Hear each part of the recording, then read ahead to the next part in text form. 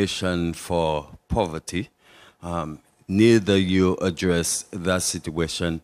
My question is, what is the various ministries doing to ensure that work is in the making to eradicate poverty? The Secretary General of the United Nations said that well over 800 million people throughout the world are living in poverty. He also said that there is a significant decrease in their trying to handle the situation. But what is St. Martin doing to eradicate poverty? Stephen, allow me first of all to thank you for your question. And indeed, poverty is a very important topic to discuss. And what is the government of St. Martin doing about that? First priority, of course, is to get the economy back on track. What happens when you have an economy up and running? Businesses are booming, jobs are created, and there's the stimulation of a vibrant country, a vibrant economy. So every single day we come to work from early morning until sometimes late evening, weekends, holidays, and rainy days. We're busy trying to get this country back on track. That includes getting cruise ships in port, airlines arriving through our airport, getting the airport up and running, and most importantly, the creation of jobs. And I'm sure my other colleagues in the Council of Ministers can testify to their hard work and efforts on a daily basis with their support staff. And you know, the main thing about it is that is the focus. That is why in my opening address, I made it quite clear that my focus every single day is getting up and making sure that this country gets back on track. And I hope that the media and other persons continue to contribute positively to that, as indeed we need to get this country back on track and eradicate poverty in our country, because today persons are still without jobs, roofs are still not fixed in homes after Hurricane Irma, and there's many ills in this country that we do need to address. So I look forward to, of course, all efforts and all positivity going in that direction to make St. Martin the greatest country in the world like we know it can be. Thank you, Minister Johnson. Do I have any other ministers? Minister Lee? Thank you for that question. Of course, I'm sure that all the ministries are busy dealing with this topic to ensure that poverty is eradicated, and it was a very prominent, or still is a very prominent topic in the governing program. Of course, in education, we're doing whatever we can to ensure that all children are educated, because this is also a way to deal with poverty. And just recently we established a committee that deals with the evaluation of the quality of the teaching profession. As you raise the level of teachers and the quality of teaching, you're also raising the level of education, which is also a way of eradicating poverty. Thank you, Minister Smith. Minister Lee? Thank you, Stephen. You know, I think it's a great question, and it's actually very relevant to a couple of the conferences that I've attended recently. You know, as Minister of TIAT touched on, number one, and as I mentioned as well, even in the ILO conference, if we talk about employment, if we talk about quality employment, we have to talk about the economy. We have to get the jobs and good-paying jobs online. From St. Martin's perspective, I think that really translates to, as a first step, we need to ensure that the airport is reopened as quickly as possible, because that is the gateway that brings in the people to the island, and that's something that certainly has the concerns of the entire Council of Ministers. Because without our tourism industry back in track, there won't be budget, and you won't have resources for the various programs that you would like to fund. But that said, there's a lot that we are doing already, even as a result of post-Irma. So as I mentioned in my earlier discussion, our emergency income support and training program, right? So this is specifically geared towards those who are underemployed. In other words, their hours have been reduced or unemployed. So this is an opportunity for them to go to training programs, learn a skill, and receive a stipend and health insurance as compensation, as a cash transfer. In other words, that's a way to transfer money to the people who are, without that, can't make ends meet. And I've seen, Andrew, I've seen your post and the video of the interview that you did, actually. with some of the people who are participating in the program through I think they're former or they're Great Bay employees, and it pains me. It hurts because I know there's a limited budget, and we're doing the best we can. But for those people, it's still very difficult to make ends meet. So, but that is unfortunately our current economic reality. In reality, universal health insurance is also very much about protecting against poverty. If you heard in the definition, one of the points is that you have access to care without having financial hardship. There are many people in the community, because they don't have the correct health insurance or access to health insurance, have to dig into their pocket, put their families in financial hardship in order to fund their health care costs. That's actually part of protection against poverty. Of course, the ministry, we have our financial aid and medical aid programs, so we've made sure that in the budgets that we have an increased allocation for those programs so that people who do need that help, they are coming into the ministry, they're getting help. Minister Avrome touched on our reintegration shelter. I actually happened to visit the shelter yesterday. It's a great program. It's a program that we have social workers there, so we have people who are coming in who have problems with their housing situation, but they come in, but they get the social assistance as well. Many of them, for example, are not aware of all of the different government programs that they can access. So the Dr. J Foundation works with each of the persons to say, look, are you applying for financial aid? Are you applying for medical aid? Do you know there's a number of different roofing programs that are out there? The UNDP has one, Salvation Army has one. So there's a number of programs. So they're helping to connect these people to resources and different programs to, again, lift them out of the poverty. And I think as Minister of Education touched on, you have to look at root causes.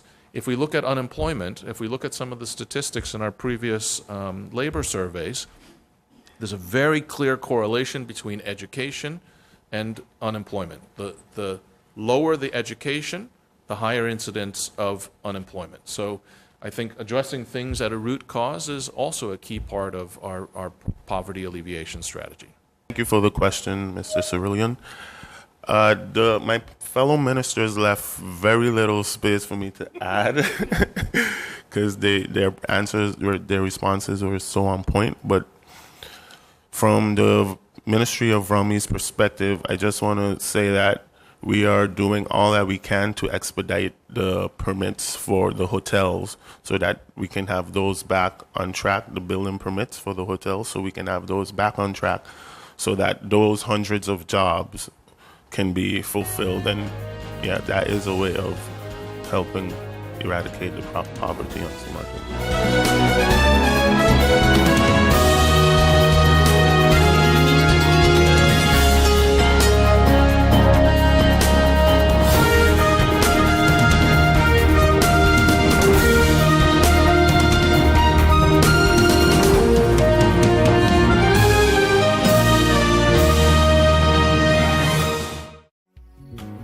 The Phillipsburg Methodist Church proudly presents the Harmonics in Concert under the theme Praising in Harmony.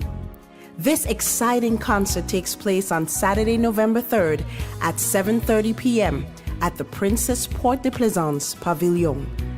Guest artists that will be sharing the stage are Don Froston, Angie Ponteflet, Cecil Griffith, Karen Cadogan, Raymond Benjamin, Benjamin Bell, and Shaba, along with a djembe group. Come out, support, and be blessed by the Harmonics in Concert on Saturday, November 3rd. Proceeds of the concert will go towards the upgrading of the audio-video system of the Phillipsburg Methodist Church. GEBE has been faithfully serving the communities of St. Martin, powering your home and our economy. Come rain or shine, our qualified team of professionals are working hard 24 hours a day to provide you and your family with safe, reliable electricity and water. We use the latest technologies and test our products daily to maintain the highest international standards. Our friendly staff is always there to assist you, whether in person, over the phone, or online. We are committed to constantly improving our products and services, making them more efficient, effective, and environmentally friendly to serve you better today and our next generation of clients tomorrow. GEBE, powering a brighter future. Our friend Megawati is here with tips to save you energy. 1. Turn your airco temperature up. 2. Use a ceiling fan instead. 3. Buy energy saving products. Save some green with NVGEBE.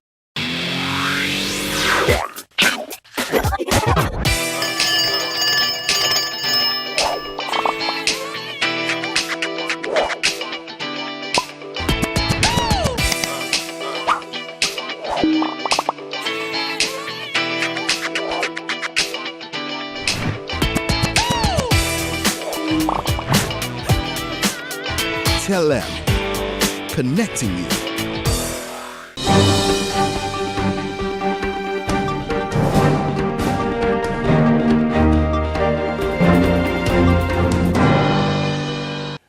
This week on Island, we have a delegation from the World Bank on what's called a Social Safeguards Mission for the Emergency Debris Management Project. Just to explain a little what this mission is about, safeguards policies are essential to prevent and mitigate undue harm to people and their environment in any large project. When identifying and designing a project, safeguards help to assess the possible environmental and social risks and the impacts, positive or negative, associated with a development intervention. This emergency management debris project, which mainly includes the fire suppression activities for both landfills, needs to ensure that we take the proper safeguards into consideration, as we have a responsibility to not negatively harm the environment or persons in the community as we seek to extinguish the underground fires. This is a very important step in a very important project that we need to take the time to get right. While on island, this delegation will be meeting with the ministry counterparts, particularly of the VSA, VROMI, and Justice Ministries. The team will be presenting the World Bank safeguards process.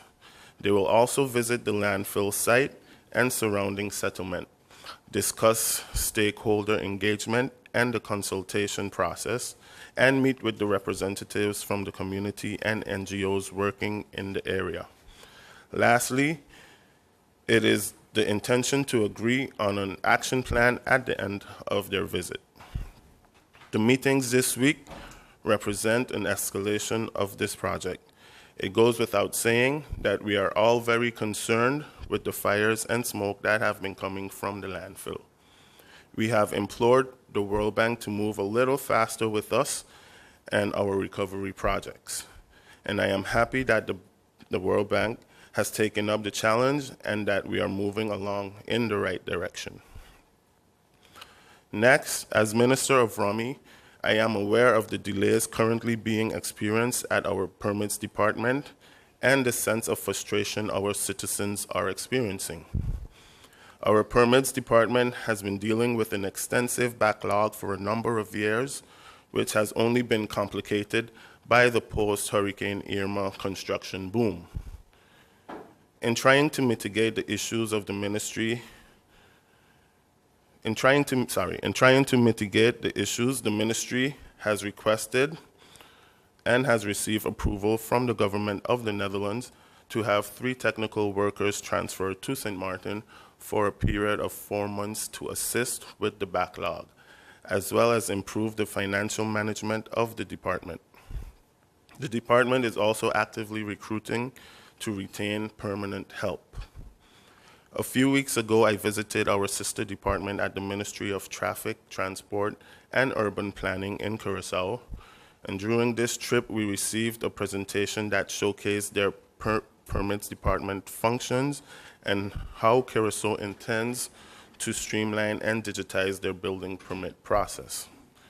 There were a number of best practices that we were able to note, and we are currently researching the best ways to implement these and other practices so that we can have a better functioning, modernized department. Until then, please know that this matter and these delays have my attention, and it is something that we are actively working on. Next, on Friday last week, October 12th, Our members of parliament were invited by the government to tour 3 hurricane shelters. The purpose of the tour was to inform parliament on the management of the island shelters and give an update on the upgrading of the shelter facilities under the Upgrading Shelters SXM 2018 project, funded by the Recovery and Resilience Trust Fund. The group visited the Christian Fellowship Church in Colby, the Milton Peters College Gym Hall in South Reward, and the Dutch Quarter Community Center. They also visited the transition shelter called the Tea Shelter in Sucker Garden.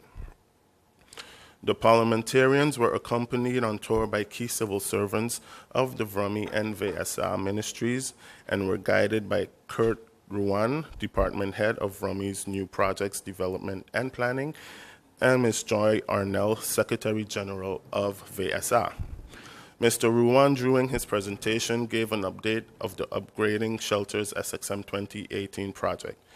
In this project, 13 already identified shelters will be outfitted with an underground water tank, a 16 kVA generator, a 1,000-liter diesel tank, and new aluminum shutters for all windows. In addition, damaged roofs, windows, doors, and shutters of all shelters will be repaired.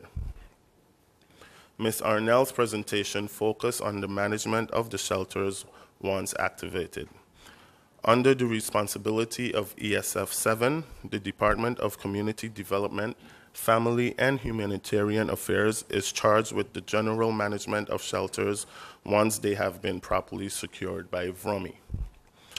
Also present on the tour were representatives of the St. Martin Development Fund and the St. Martin Red Cross. Both representatives shared their organization's efforts in the community post-Hurricane Irma, including the repairing and rebuilding of several houses. They also shared with the members of parliament current projects aimed at fostering of community togetherness and providing communities with multifunctional spaces that could easily convert into additional shelter spaces if needed. I was happy that the government could facilitate this tour so that our members of parliament could get a better understanding of the current shelter situation, the challenges that we intend to address as best as we can, and our vision of what we are working towards in providing safe and comfortable facilities for our people in case of disasters.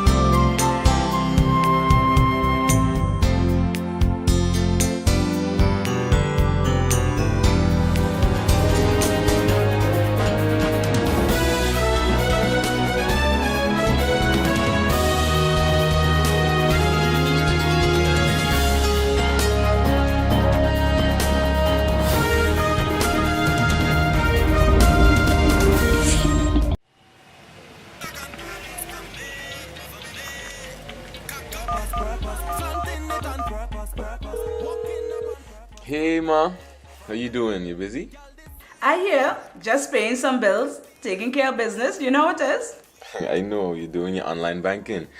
I don't have to stand in those long lines to pay bills. I can transfer when I want. I can check my account wherever. It's like the bank open 24/7. I even here checking the statement right now as we're talking. How's Miami? Well, that's why I'm calling. I'm finishing up a few songs now, but I'm afraid that studio time might be more than I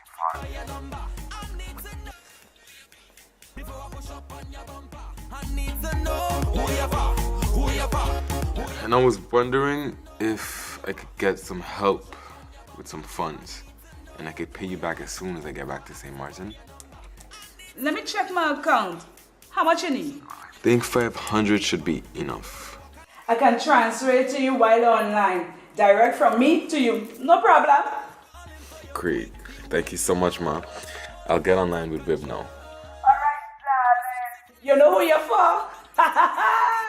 I need to know who you're for. Contact WIB today for your complete personal online banking experience. Available for all mobile devices, the Windward Islands Bank, now your online banking partner in progress.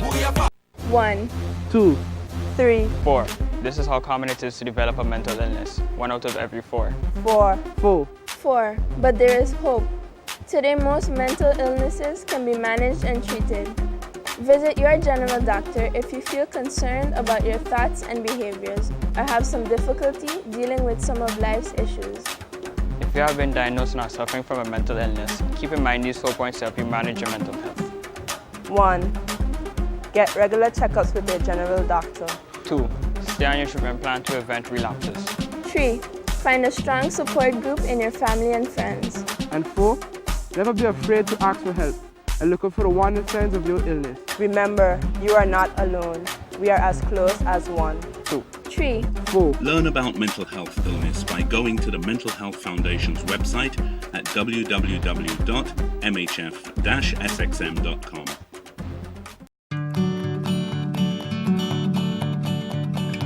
It's been said that behind every door, possibility awaits.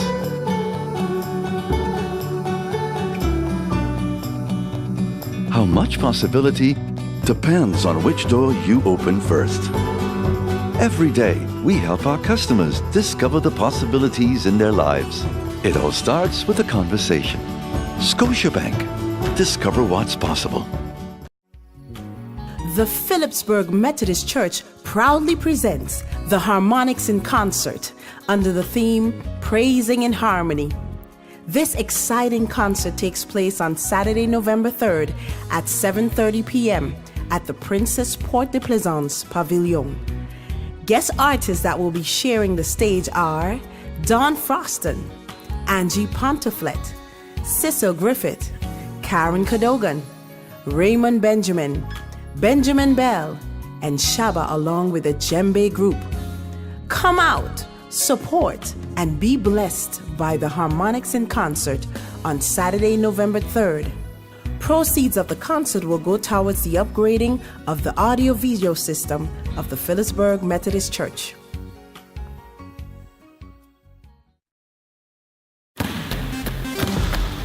Hello, St. Martin. My name is Jose Helaga and I play basketball. I have organized basketball events in St. Martin. Sport matters to me because it makes everybody come together in unity. So I challenge the businesses community to step up for sports and help us rebuild and repair our facility. I'm also asking the community to nominate local businesses in your area to take on the challenge and step up for sport because sports matter. Check out the Department of Sports SSN Facebook page for more information. Hashtag Sport Matter, hashtag Are You In?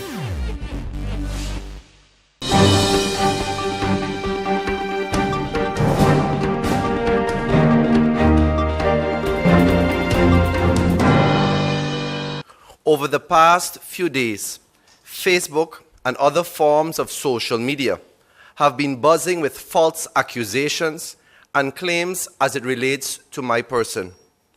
I have taken note of such, primarily because my integrity and my character is falsely being slandered. It is unfortunate that these types of gossip serves as a distraction from the work of rebuilding the economy of St. Martin for the people of St. Martin. Consequently, I have filed an official complaint on Monday with the police department. As the matter is now under investigation, I am not at liberty to disclose any information regarding the subject matter. I intend to continue focusing on the task of economic revitalization and the sustainable redevelopment of our tourism product. Many people are still without jobs, and there are still many whose homes are far from finished and being repaired over 1 year since Hurricane Irma devastated our country. We have significant challenges ahead, and focus remains heavily on ensuring the Princess Juliana International Airport's main terminal building is reopened to accommodate our arriving visitors for what we hope to be a very active tourism season. Later this week, I will be visiting the Royal Palm Beach Resort and the Mullet Bay Towers to get updates on their progress and their repair efforts, as it is essential that these and other timeshare properties reopen so that we can start welcoming back the many timeshare owners to our shores. Their reopening also means people return to their jobs. And the returning of them to their jobs, I cannot help but worry about how many people in the hospitality industry who could be facing yet another Christmas without any prospect of a job to provide for themselves and their families. I also want to convey to these timeshare resort operators that some of the timeshare owners who have been visiting our island consistently for more than 30 years are reaching out to government officials and expressing their eagerness to return. And we must increase the pace to show that we are open for business and ready to welcome them back. Meanwhile, I have also initiated talks with the St. Martin Chamber of Commerce and Industry to see how we can put energy and life into Phillipsburg. And they have assured me that they are working with businesses to create entertainment for all our visitors. I will be reaching out to the Ministry of Rummy to continue discussions about the impending construction of the Planet Hollywood at the former Great Bay Beach Resort property. These are some of the matters my cabinet and I have been working on behind the scenes to ensure we rebuild our economy quickly and provide economic stability for all our citizens.